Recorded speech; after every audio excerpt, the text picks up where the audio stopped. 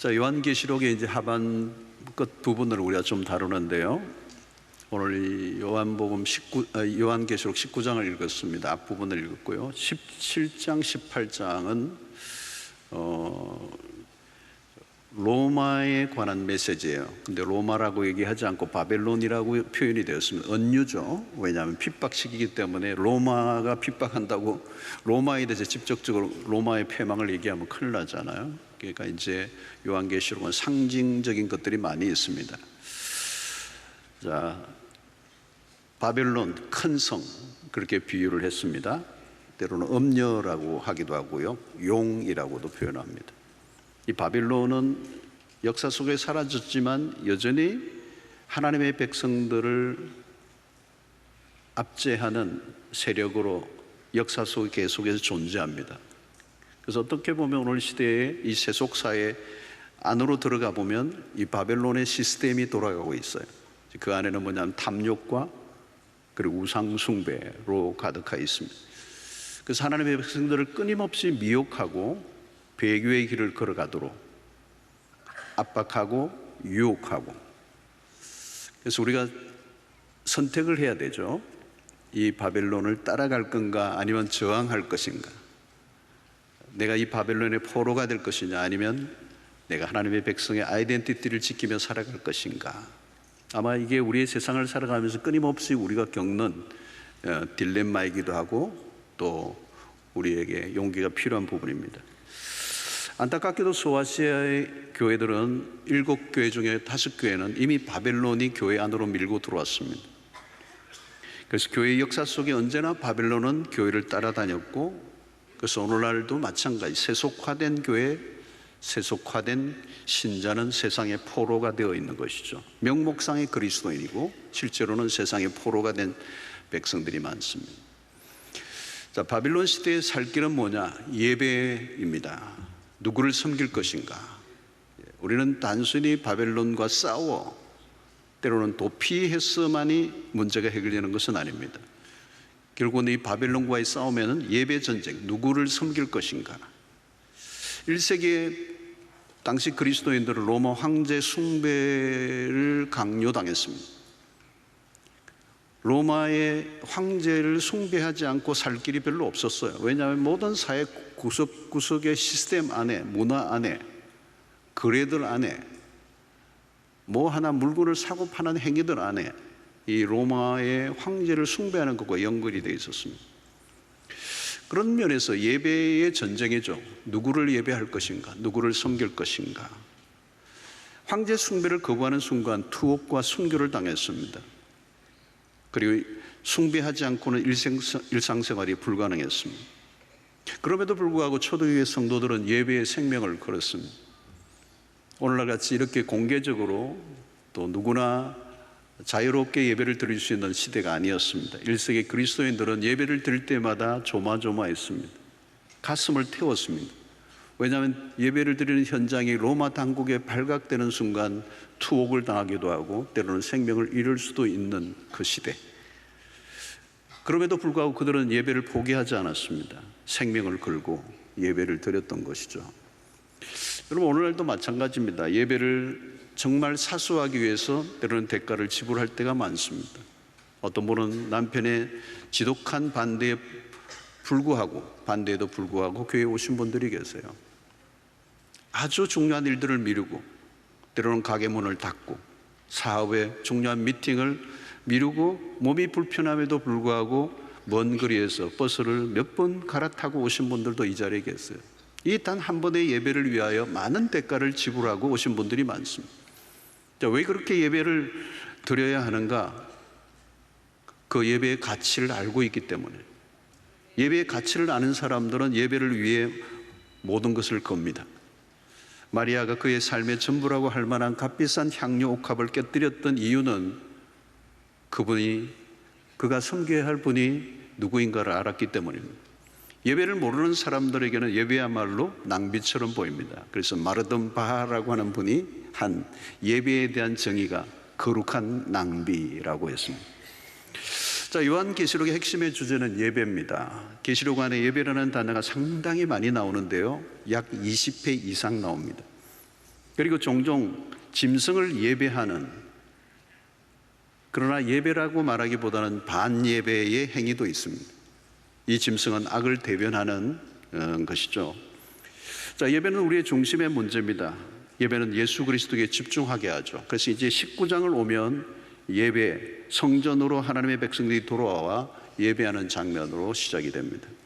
그동안 하나님의 진노의 포도주의 대접이 땅에 쏟아 부어졌습니다. 그래서 그 18장 끝날 지점에 바벨론은 무너져 폐허가 됩니다. 무너지지 않을 것 같았던 바벨론이 무너지고 이제 음녀의 이야기도 끝이 납니다. 그리고 성도들이 어린 양의 잔치에 초대되어 모여오는 장면이 19장의 시작입니다. 이 19장은 예배요 어린 양의 승리에 대한 찬양입니다. 악인에 대한 심판과 함께 터져나오는 함성이 들려지죠. 1절을 보면 이 일 후에 내가 들으니 하늘에 흔한 무리의 큰 음성 같은 것이 있어 이르되 할렐루야 구원과 영광과 능력이 우리 하나님께 있도다. 여기 이 일 후에 내가 들으니, 이 일 후라는 말은 하나님의 심판이 대대적으로 바벨론에게 행해진 이후를 말하는 것. 2절 3절에 보니까 그의 심판은 참되고 의로운지라 음행으로 땅을 더럽게 한 큰 음녀를 심판하사 자기 종들의 피를 그 음녀의 손에 갚으셨도다 하고, 두 번째로 할렐루야 하니 그 연기가 세세토록 올라가더라. 그 연기가 세세토록 올라가더라. 심판의 음녀에 대한 심판, 그 연기가 올라간다는 말은 심판이 이미 끝났음을 말하고 이제 찬양할 시간이 왔다는 겁니다. 4절에 보니까 또 24장로와 네 생물이 엎드려 보좌에 앉으신 하나님께 경배하여 이르되 아멘 할렐루야 하니. 여러분 19장에는 할렐루야가 4번 나옵니다. 오늘 읽었던 1절부터 6절까지 할렐루야라는 단어가 4번 나옵니다. 놀라운 것은 신약에 유일하게 할렐루야가 4번밖에 안 나오는데 계시록에서 19장 안에서만 4번 나옵니다.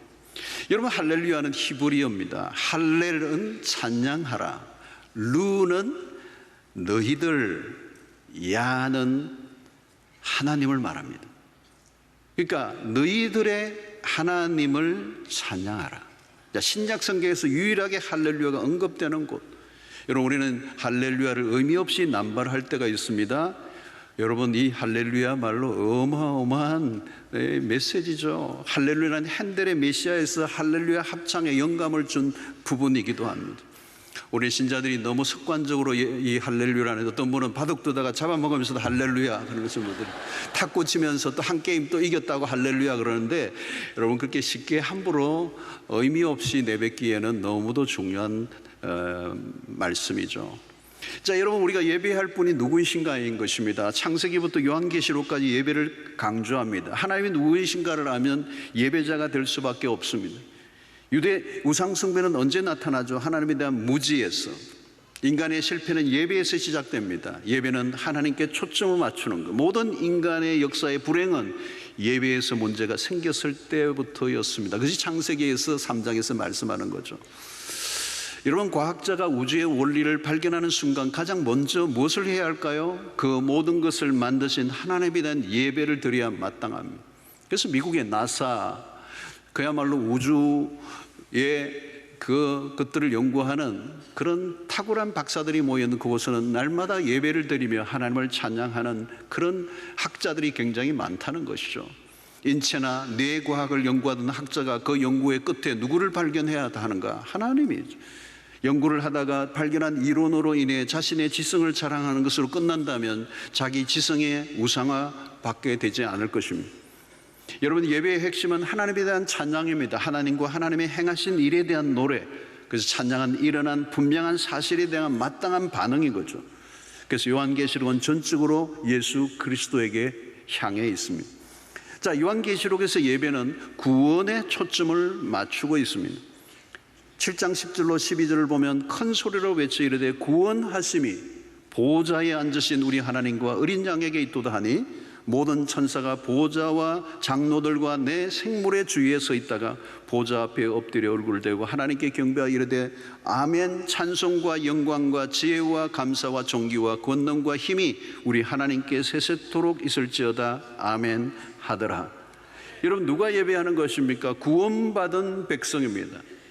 구원하심이 보좌에 앉으신 우리 하나님과 어린 양에게 있도다 말씀합니다. 여러분, 하나님은 구원의 하나님이십니다.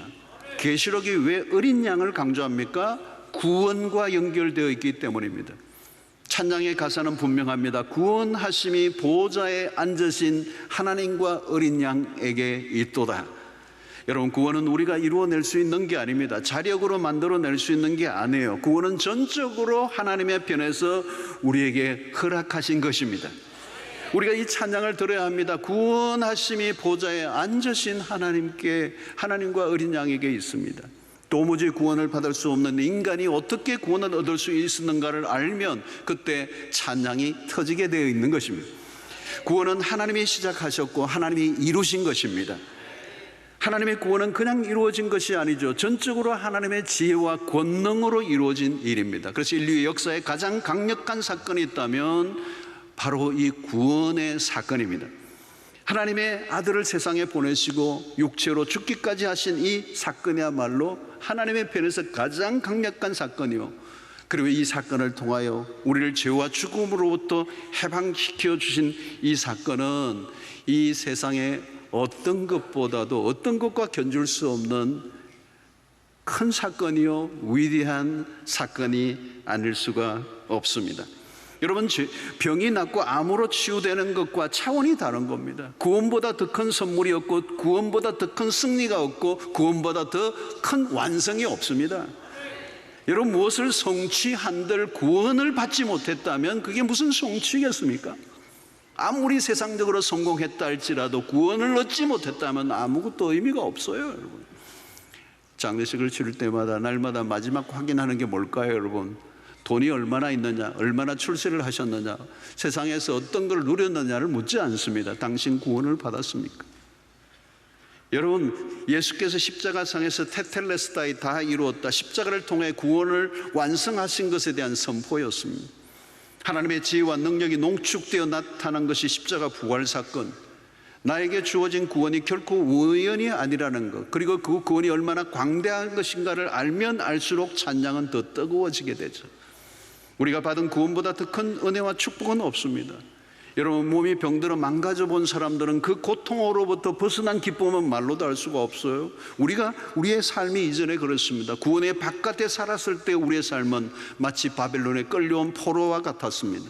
하나님과 단절된 삶이 가져오는 고통이 무엇인가를 알았어요. 그래서 이스라엘 백성들은 바벨론의 그발강가에 앉아 시온을 바라보며 눈물을 흘렸습니다. 나라를 잃은 슬픔에 뿌리 뽑힌 삶을 살았던 그들에게 구원이 찾아왔을 때 그들의 기쁨은 세상의 그 무엇과도 비교할 수가 없었습니다. 여러분, 예배자는 구원이 하나님으로부터 온다는 걸 믿는 사람, 우리의 찬양의 핵심은 언제나 구원이어야 합니다. 우리에게 주어진 구원에 대한 찬양을 놓쳐서는 안 돼요. 구원과 예배는 뗄래야 뗄 수 없고, 구원받은 자는 예배자요, 예배자는 구원을 노래하는 것입니다. 예배를 통해 구원을 노래하고 구원을 경험할 때 그게 천국의 경험인 것입니다. 그리고 여러분, 이 구원 안에는 심판이 들어있어요. 바벨론에 대한 심판, 악한 자들에 대한 심판, 하나님의 백성을 핍박하고 괴롭혔던 바벨론에 대한 심판은 반드시 있는 것입니다.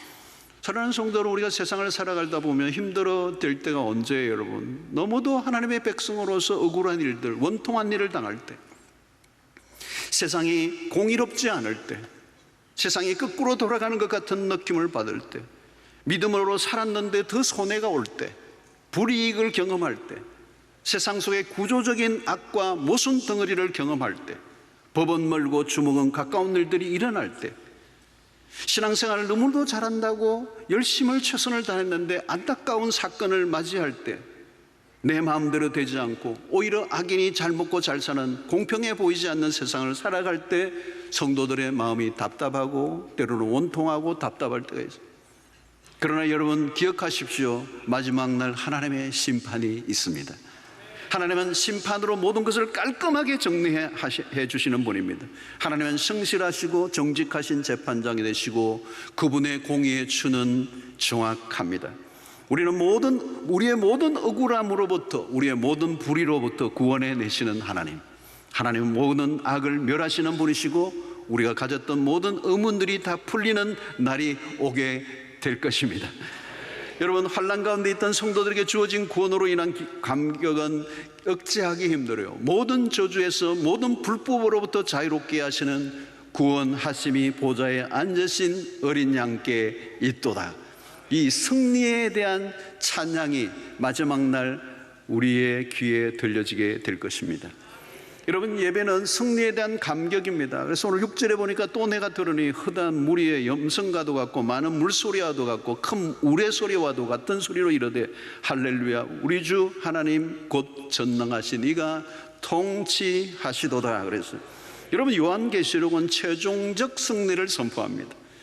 마지막 7째 대접이 쏟아지며 세상의 도성들이 멸망하고 하나님의 맹렬한 진노와 포도주 잔이 큰 성 바벨론 위에 부어집니다. 음료로 상징되던 세력이 어린 양과 교회를 혹독하게 핍박했던 그 세력들이 마침내 망하게 되어 있다는 거죠. 1절을 다시 보면, 그래서 2일 후에 내가 들으니 하늘에 흑한 무리의 큰 음성 같은 것이 있어 이르되 할렐루야.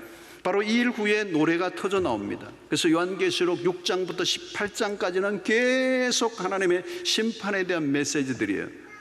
그 심판들이 끝이 난 이후에 무슨 일이 일어나는가, 우리가 마지막 날에 기대하는 장면, 노래소리가 우렁차게 터져 나오는데 하늘에 흑한 무리의 큰 음성 같은 소리가 난다는 거예요. 그러면서 그 소리가 뭐예요? 구원과 영광과 능력이 우리 하나님께 있도다 그랬어요. 포악한 바빌론은 하나님에 의해 철저히 심판을 받고, 그리고 악하고 음란한 세속무명의 상징이었던 이 바빌론은 이제 완전히 무너지는, 그리고 하나님의 진노가 맹렬하게 부어질 때 견딜 수 있는 것은 하나도 없고 마침내 온 땅에 하나님의 통치가 드러나고 대역전극이 펼쳐지면서 모든 만물과 피조물과 천사와 백성과 방언과 족속들이 하나님을 찬양하는데 그 소리가 많은 물소리 같고, 그리고 우레소리와 같이 터져나오는 노래가 일어나게 되는 것입니다. 사랑하는 성도 여러분, 언제 찬양이 터지는 겁니까? 대역전극으로 승리하는 순간이에요. 여러분, 프로야구의 결승전에 아슬아슬하게 지고 있다가 9회 말에 홈런을 치고 극적 승리를 우리 편이 거둘 때의 기쁨이 얼마나 큽니까? 여러분, 사직운동장 야구장을 가보셨습니까? 저도 한번 딱 가봤습니다.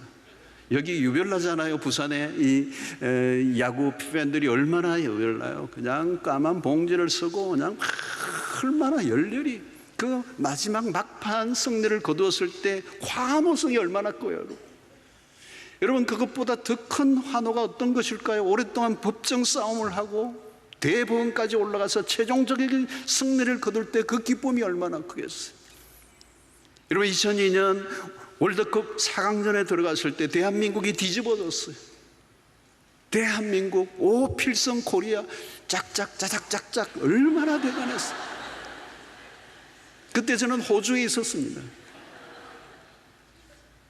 그런데 호주 교민들도 다 뒤집어졌습니다. 문제는 우리 아이들도 마찬가지예요. 우리 아이들은 그 호주에서 자라나가지고 영어만 하고 한국말도 좀 못하고 자기들은 호주 사람이라고 생각했는데 대한민국이 4강에 들어가니까 다시 그들이 대한민국이 되어버렸어요. 그래가지고 뭐 어디서 태극기를 구했는지 태극기를 흔들고, 어떤 애들은 그냥 그걸 덮고 자고 완전히 열광을 했어요. 그때의 기쁨, 그죠? 기쁨. 대한민국이 기쁨의 극치를 경험했어요. 여러분, 그것보다 더 큰 기쁨이 뭔지 아세요? 전쟁에서 승리를 거두고 돌아올 때의 기쁨. 2차 세계대전 중 연합군으로 형성된 노르망디 상륙작전은 유명합니다. 그 작전으로 독일의 방어선을 뚫고 독일을 무너뜨린 전환점이 되는 사건, 그 연합군으로는 환희에 찬 승리의 순간이었어요. 여러분, 우리나라가 광복을 맞은 1945년 8월 15일 날이 그랬을 거예요. 일본에 의해 짓밟히고, 그리고 인권이 유리되고 젊은 우리 청년들, 소년들이 학도변으로 잡혀가고 죽고 하던 그 시절, 36년의 세월은 결코 쉽지 않은 시간이어서 굴욕의 시간을 살았습니다. 그러나 일본이 패배를 선언하고 나라를 다시 찾게 됐을 때 거리마다 태극기를 들고 나와서 환호를 지르는 그 순간, 아마 그 순간을 이미 경험해 보신 분들이 여기 계실 거예요. 여러분, 실제로 1세기 그리스도인들은 매일매일 물리적으로 심리적으로 억압을 당했습니다. 믿음을 지켜내는 사람들이, 주변에 동력하던 사람들이 잡혀가고 죽어가는 모습을 지켜볼 수밖에 없었습니다. 과연 이렇게 어려운 삶을 언제까지 버텨낼 수 있을까? 여러분, 주기철 목사님은 옥중에서 순교하신 분입니다. 한 번은 가석방으로 집으로 오셨다가 다시 잡혀가게 될 때 팔순 노모에게 기도를 부탁했다고 그래요. 어머니, 저를 위해 기도해 주십시오. 제가 변절할까 두렵습니다. 고문이 계속 압박을 가해 오니까 나도 모르게 변절할까 두렵습니다. 어머니, 나를 위해서 기도해 주십시오. 하루하루를 숨지기며 삶을 살았던 초기 그리스도를 상상해 보십시오. 그런데 마침내 그 모든 환란이 끝이 나는 날이 올 것이고, 드디어 악한 세력들은 막을 내리고 극적 반전이 일어나고 하나님의 백성들의 승리의 순간이 왔을 때, 그 모든 이 것들이 뒤집어지는 이 승리는 그냥 승리가 아니라 최종적인 승리고, 완전한 승리고, 우주적인 승리고, 불안한 이겼다 졌다 엎치락 뒤치락 하는 싸움이 아니라 완전한 승리를 주실 것을 이 마지막 19장에서 약속하고 있는 것이죠. 앞부분에 아마겟돈 전쟁과 음녀들과 큰 바벨론의 심판들이 휘몰아치듯이 끝이 나고 천둥소리와 같이 우렁찬 소리로 할렐루야가 들려오는 것입니다. 사랑하는 성도 여러분, 오늘 이 밤 모습에 유배되어 핍박받는 그리스도인들의 속에서 사도 요한 자신이 앞이 보이지 않는 상황 속에서 이 환상을 하나님께서 사도 요한에게 보여주었을 때, 사도 요한이 얼마나 큰 위로를 받았겠어요? 얼마나 큰 소망이 되었겠어요? 얼마나 큰 격려가 되었겠어요? 여러분, 사랑하는 성도 여러분, 오늘 때로는 우리가 이 땅을 살아가면서 때로는 그리스도인으로 살아갈 때 얻어맞기도 하고 지기도 하고 손해보기도 하고 억울한 일을 당하기도 하고, 내가 언제까지 이런 일을 해야 되느냐, 앞이 보이지 않을 때가 있을 것입니다. 그러나 여러분, 조급해하지 마십시오. 반드시 마지막 날은 올 것이고 끝판은 뒤집기가 일어나요. 하나님이 그리스도가 심판주로 오시는 날이 올 것입니다. 그날은 살아있는 자와 죽은 자를 다 일으켜, 죽은 자들까지 일으켜 심판하시는 주님이십니다. 그 심판은 공정할 것입니다. 여러분, 그냥 막 살면 안 된다는 걸 알려주는 거예요. 죽으면 그뿐이지가 않아요. 죽어도 심판을 받는 거예요. 이렇게 세워서 심판을 해요. 여러분, 주변의 사람들이 막 산다고 자세를 흐트리지 마십시오. 지금 억울하고 손해보고 미치는 것 같아도 괜찮아요. 하나님 누구의 손을 들어주실까요? 하나님은 오판하지 않습니다. 우리의 찬양은 결국은 주어지는 승리로 인한 감격의 찬양이에요. 이때 터지는 찬양은 그냥 찬송이 아닙니다. 형언할 수 없는 기쁨으로 이전에 한 번도 불러보지 못했던 찬양을 하나님 앞에 올리게 될 줄로 믿습니다. 여러분, 승리로 인한 하나님을 찬양하는 소리는 웅장해요. 그냥 승리가 아닙니다. 거대한 승리, 이보다 더 큰 감격이 없습니다. 법정 싸움에서 이긴 정도가 아닙니다. 게임에서 이긴 정도가 아닙니다. 전쟁에서 이긴 정도가 아닙니다. 죄와 사망으로부터, 우리의 모든 불의로부터 우리를 건져내시고 완전한 구원으로 인도하시는 그 하나님을 향하여 찬양하는 이 찬양은 보통 찬양이 아니라 모든 오케스트라와 합창단이 다 모여 피날레 곡으로 온 힘을 다하여 부르는 것 이상. 그래서 핸델의 오라토리오 메시아의 마지막은 할렐루야 부분에 핸델이 심혈을 기울였다는 거예요. 할렐루야, 우리 주 하나님 곧 전능하신 이가 통치하시도다 그랬어요. 그리스도의 승리에 대한 찬양입니다. 우리는 이제 다시 오실 그리스도를 사모하며 그분이 오실 나를 바라보고 또 그분이 오실 때 할렐루야로 영접하는 은혜가 있게 되기를 축원합니다. 5장 12절로 14절에 보면 큰 음성으로 이르되 죽임을 당하신 어린 양은 능력과 부와 지혜와 힘과 존귀와 영광과 찬송을 받으시기에 합당하도다 하더라. 내가 또 들으니 하늘 위에와 땅 위에와 땅 아래와 바다 위에와 또 그 가운데 모든 피조물이 이르되 보좌에 앉으신 이와 어린 양에게 찬송과 존귀와 영광과 권능을 세세토록 돌릴지어다 하니, 내 생물이 이르되 아멘 하고 장로들은 엎드려 경배하더라. 그래서 여러분, 이 찬양은 우주적이에요. 우주적인 거. 하늘과 땅과 모든 무리들, 모든 생명체들이 하나님을 찬양한다는 거.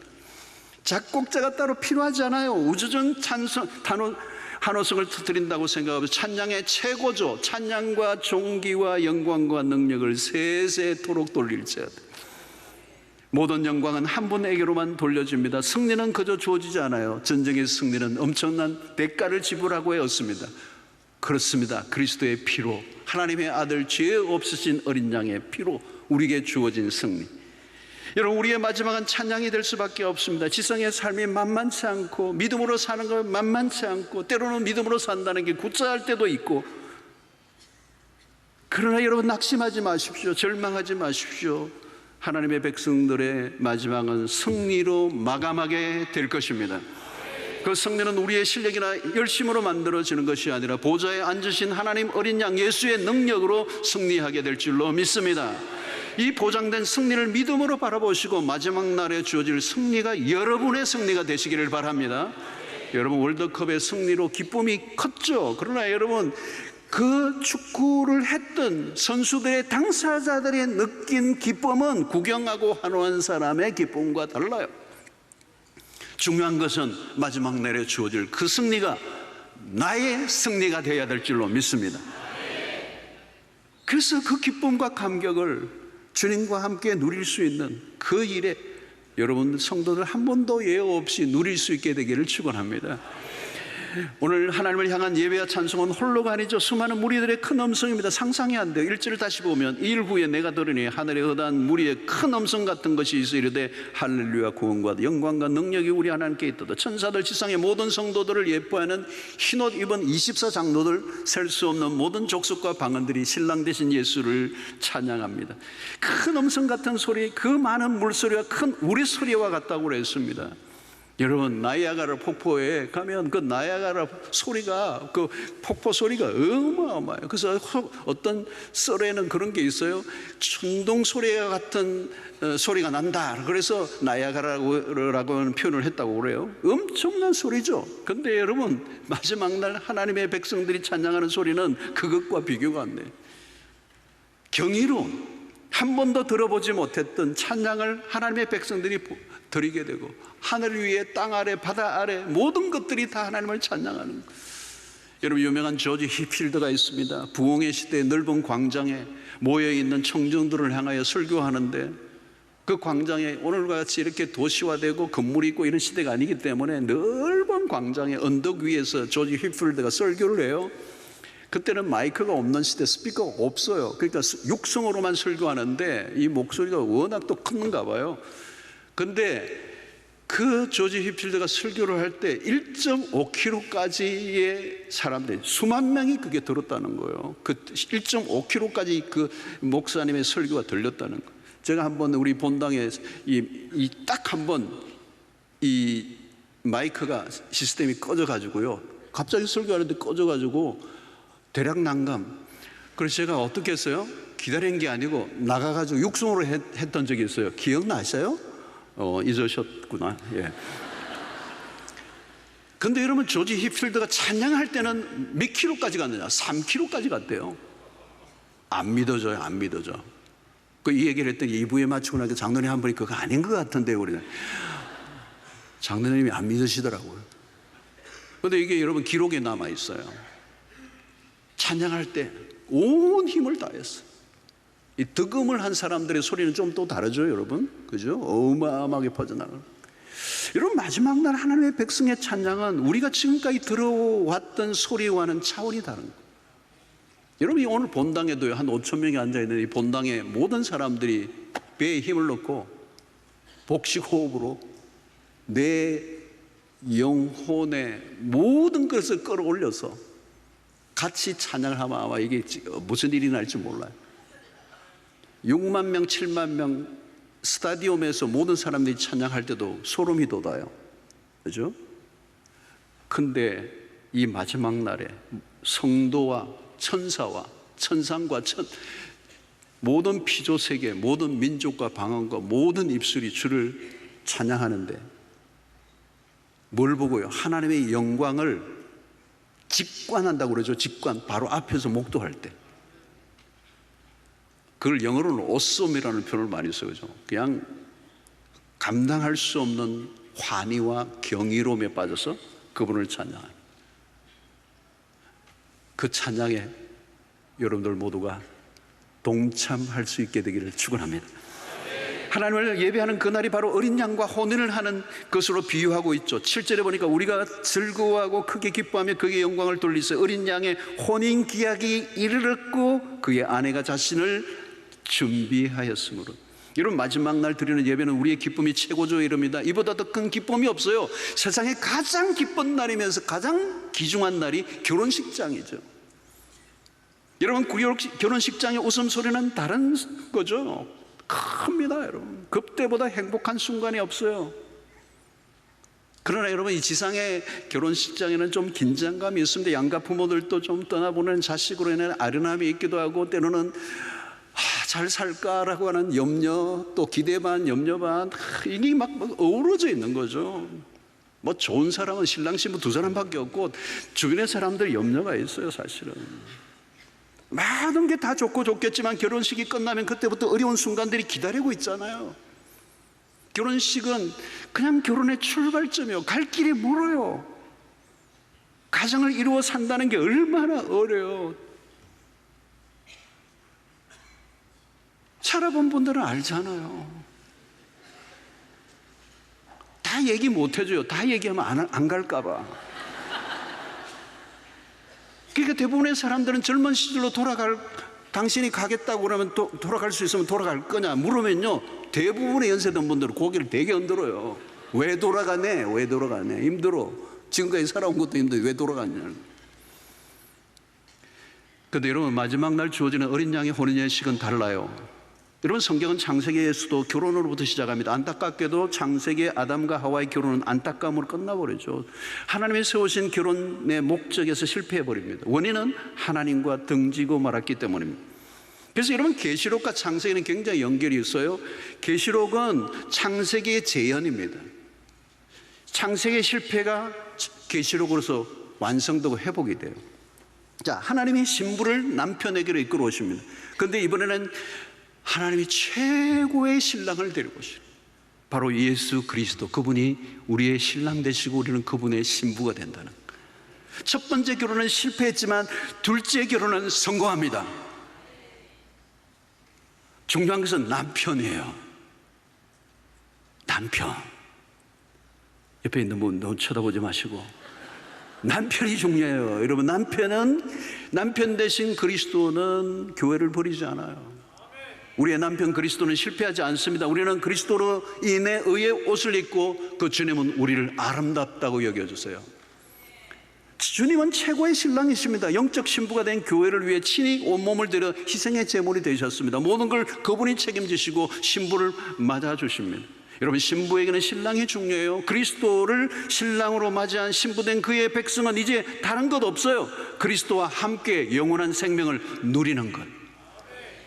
더 이상 고생 끝, 낙심과 절망의 끝, 더 이상 고통 없어. 저주와 거리가 멀어요. 모든 것 다 통과하고 난 이유이기 때문에 신랑 예수, 우리의 왕 되신 주님과 함께 영원히 아름답게 살아갈 날만 앞에 기다리고 있는 것이, 우리의 신랑 되신 그리스도는 누구이십니까? 그분을 기대하시기를 바랍니다.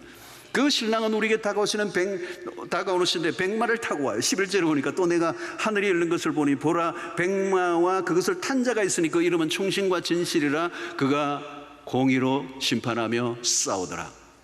다시 오실 그리스도는 어떻게 오신다고요? 하늘이 열리고 그곳에서 백마를 타고 오신대. 백마는 승리의 상징, 원수를 무찌르고 이미 승리하신 분, 그의 이름은 충신이고 진실이라. 거짓이었고 진실하신 분이고 믿을 만한 그분은 공의로 세상을 심판하신. 그래서 그분이 우리의 인생의 마지막 해피엔딩을 맺으시는데, 그 해피엔딩은 우리의 실력이 아니라 그리스도의 능력 때문이라. 모든 것은 그리스도로 인해 주어진 것입니다. 우리의 싸움이 아니라 그리스도의 싸움이기 때문에 넉넉히 승리한다는 겁니다. 거짓과 악은 완전히 멸망을 당하고 우리에게 주어지는 모든 선물과 축복은 우리 신랑 되신 그리스도 때문에 주어진다는 것. 신랑이신 그리스도가 누리는 모든 혜택을 신부인 우리도 함께 누리게 된다는 거죠. 사랑하는 성도 여러분, 바벨론의 이야기도 끝이 나고 이제 음녀의 이야기도 끝이 나고 이제 신부가 등장합니다. 그리스도의 신부인 성도들의 초점은 오직 신랑 그리스도에게 있습니다. 그분이 오셔야 혼인 예식이 벌어지고, 그분이 오셔야 우리의 삶의 모든 실패와 굴욕과 비극과 저주가 끝이 나고 우리를 온전한 길로 인도해 주시는 것입니다. 첫사람 아담은 하와를 온전히 이끌어주지 못했어. 그러나 예수님은 우리를 책임지십니다. 그 신랑이 오시면 모든 것은 정리됩니다. 그분은 우리의 상처와 허물을 들추어내는 분이 아니라 덮어주고 치유하시는 분. 신부는 신랑을 잘 만나면 돼요. 예수는 우리의 최고의 신랑이 되십니다. 우리가 부족해도 그리스도로 인하여 채워지고 그분으로 인하여 온전해지게 될 것입니다. 그리스도가 오시면 그때 우리는 온전해지고 그리스도만으로 충분한 삶을 산다는 것이죠. 여러분, 이 혼인 예식이 끝이 아닙니다. 새로운 시작입니다. 주님이 만들어 놓으신 거처에서 신랑이신 예수와 친밀한 교제 가운데 영원히 사는 복이 천국인 줄로 믿습니다. 여러분, 이 세상에 살면서 우리는 완전하다는 단어를 우리는 경험해 보지 못해서 무엇이 완전하죠?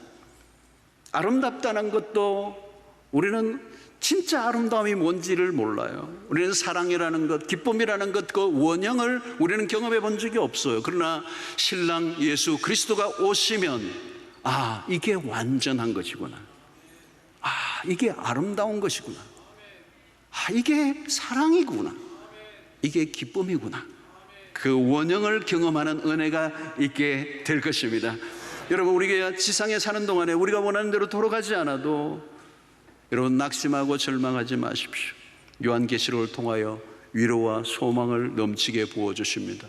밤모섬에 유배되어 있던 요한은 이 지상에서 마지막 일어날 라스트 씬을 환상 가운데 보여주신 것을 바라보며 주님 맞이할 그날을 기대하며 오늘 주어진 환난을 능히 이긴 하나님의 사람으로 살게 되었습니다. 사랑하는 성도 여러분, 우리도 마지막 날 주님을 맞이할 때 공중의 혼인 예식에 퍼져나갈 찬송, 그 어떤 것과도 비교할 수 없는 그 순간에 여러분들 모두가 초대받고 주님의 앞에 예배하며 찬양하는 은혜를 누릴 수 있게 되기를 축원합니다. 자, 오늘 19장에서 우리가 놓치지 말아야 할 단어는 할렐루야와 아멘이라는 단어입니다. 여러분, 실패자들은 결코 할렐루야를 외칠 수가 없습니다. 할렐루야는 승리의 환호입니다. 하나님은 찬양받기에 합당하신 분이십니다. 나에게 지금 어떤 일이 일어났다 할지라도, 때로는 내가 이해할 수 없는, 때로는 절망적인 사건이 일어났다 할지라도 우리는 언제나 할렐루야를 외칠 수 있어야 합니다. 그분은 찬양받기에 합당하신 분입니다. 때로는 내 삶에 위기와 어려움과 절망적인 사건이 왔다 할지라도 우리의 입술에 할렐루야를 외칠 수 있다면 그분은 그 일을 통하여, 때로는 남들이 말하는 불행이라고 말하는, 비극이라고 말하는 그 일을 통해서도 하나님은 당신의 이름을 드러내시고 영광을 받으시게 될 것을 믿습니다. 할렐루야 하는 거죠. 여러분, 아멘이 뭡니까? 아멘은 그렇게 될 것을 믿습니다예요. 그래서 할렐루야와 아멘은 붙어 다녀야 돼요. 그래서 여러분, 한 사람이 할렐루야 그러면 한 사람이 그렇게 될 줄로 믿습니다. 하나님께 영광을 돌립니다. 그렇게 될 줄로 믿습니다. 아멘, 할렐루야, 할렐루야, 아멘이 일어나게 되기를 축원합니다. 여러분, 옆에 분에게 한번 인사합시다. 한 분이 할렐루야 하면 한 분이 아멘으로 하다 봅시다. 할렐루야.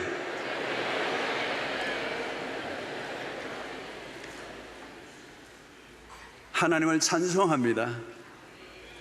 하나님의 뜻이 이루어질 줄로 믿습니다. 모든 것은 하나님의 통치 안에서 성취될 것입니다.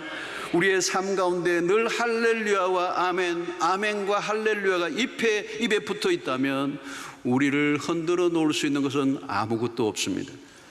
여러분, 아무리 내가 보기에도 절망적인 상황이라도 할렐루야 하시기를 바라나, 그럼에도 불구하고 내가 이해되지 않아도, 내 뜻대로 돌아가지 않아도, 때로는 죽음이 맞이한다 할지라도 하나님은 찬양을 받으셔야 합당하신 분이십니다.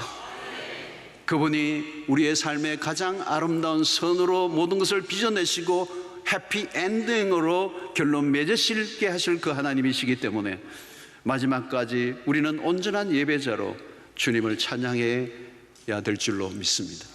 여러분, 우리가 매 순간 드리는 예배를 어떻게 할 것입니까? 단순히 종교적 행사로 취급해서는 안 돼요. 표피적이고 가식적인 예배가 되어서는 안 돼요. 마지막 날 우리가 할 일은 찬양입니다. 하나님을 예배하는 것은 하나님의 인간을 창조하신 목적이에요. 예배를 이루는 인간에게 예배가 회복되는 일이 구원입니다. 하나님 왜 우리를 지으셨을까요? 하나님 왜 우리를 구원하셨을까요? 대답은 딱 하나예요. 그분을 예배하도록 하기 위해서. 여러분, 우리가 그분을 찬양할 때 우리는 충만해집니다. 찬양은 언어의 최종 목적입니다. 여러분, 우리의 입술과 우리의 언어에 할 수 있는 최고의 목적, 그 언어의 존재의 목적, 우리의 입술을 지으신 목적은 하나님을 찬양하기 위해서예요. 그 찬양할 때 구원은 더 깊어집니다. 찬양할 때 우리의 모든 인간의 결핍은 사라지고 충만을 경험하게 될 것입니다. 할렐루야. 요한계시록의 핵심의 메시지는 예배예요. 그보다 더 나은 삶은 없습니다. 완전한 주님의 통치를 받을 때 그 예배의 자리에 천국이 임하게 될 줄로 믿습니다. 사람들은 세상의 잡다한 것들을 갈망하며 소망하며 찬양하고 예배합니다. 세상에 포로된 자들, 어설픈 찬양, 터무니없는 신들을 섬깁니다. 세상의 잡다한 것들에 대한 찬양은 사라지고 오직 한 분에게만 찬양하는 그날이 오게 될 것입니다. 모든 민족, 모든 백성, 모든 방언, 모든 피조물, 그리고 하늘의 천사까지 시선과 관심을 한 분이 받으시고 그분만이 예배를 받으시게 되는 그날이 오게 될 것입니다. 할렐루야, 아멘. 어둠과 절망, 죽음이 가득한 세상 가운데 우리에게 구원을 주신 어린 양 예수를 향하여 할렐루야, 아멘 외치는 여러분들 되시고, 주님이 다시 오시는 날까지 그 날을 기다리며 오늘 우리의 주어진 일상 속에 예배자로 살아가는 은혜가 있게 되기를 주의 이름으로 축원합니다.